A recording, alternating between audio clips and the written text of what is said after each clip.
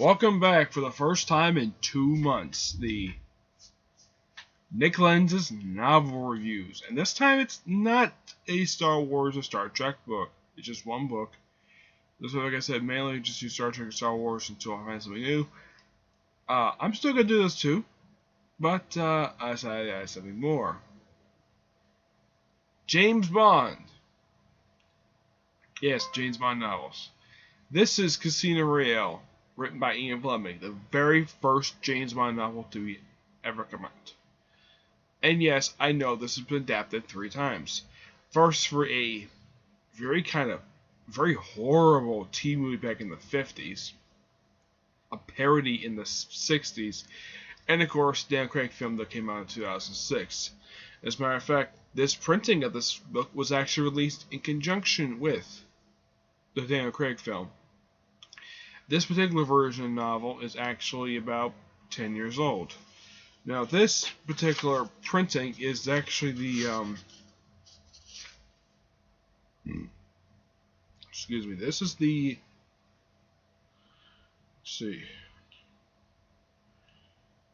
at least the 4th printing of this book.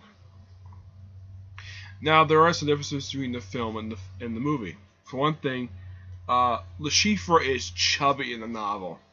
Yeah, he's chubby. And he works for Smush. He's not a part of Quantum at all.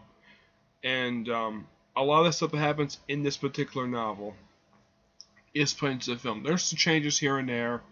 Like, there's basically, they just adapt, they kept a lot of spirit of this book in the actual film. With some additional stuff, but this book, I don't want to talk about this book too much because I don't want to spoil too much of this book. Well, let's just say this is a good novel, despite the fact when it was released back in the 50s, it faced controversy when it came out. But Vesper Lenz is kind of the same way she is in the novel, in case you're wondering. The only difference is she's actually more of a damsel in distress than she is in the film. And also, how she dies is way different than she is in the film. In the novel, she commits suicide by using pills. In the film, she commits suicide while being trapped in an elevator, drowning herself. Bond is simply the same. The only difference is he doesn't get that one scene where he gets whipped by Le Chiffre with a carpet rope. Yeah, in the novel, he's told to strip butt naked. Even in the film, his clothes are stripped off him. I mean, a lot of the differences are very minor in comparison. The only major difference is the only really big difference is how Le Chiffre is. Well, some differences is Le Chiffre.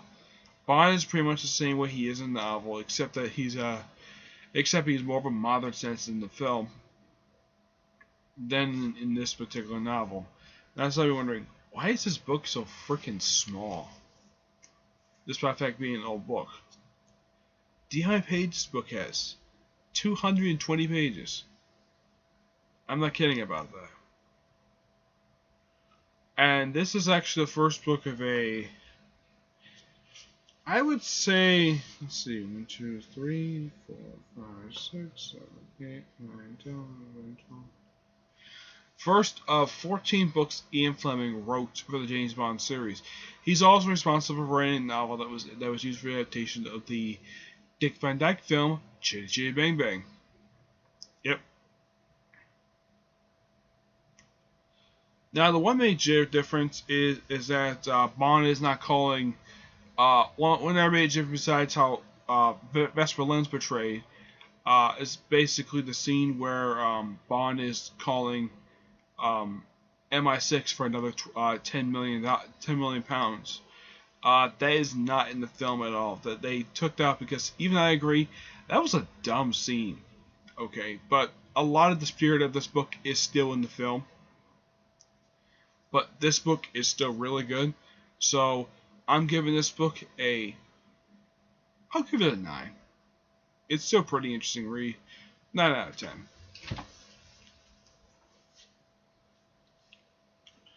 Alright, stay tuned for whenever I get a chance to do an episode 8 of the show.